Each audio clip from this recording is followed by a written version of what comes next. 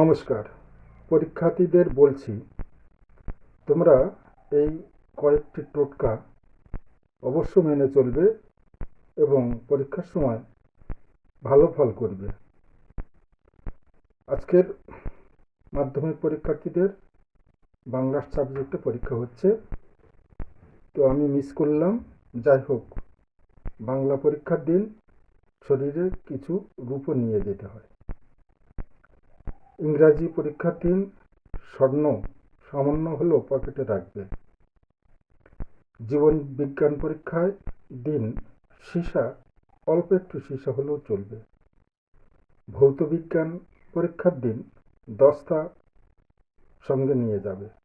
ভূগোলে দিন ব্রোঞ্জ। অঙ্কের দিন ময়ূরপুচ্ছ পকেটে রাখবে। ইতিহাসে অল্প একটু তামা কাছে রাখবে। সংস্কৃত পরীক্ষায় পলাশ ফুল কাছে রাখবে। যতটা পারো জোগাড় করতে তোমরা এই সাবজেক্টের পরীক্ষার দিনে এই সমস্ত জিনিসগুলো কাছে রাখবে।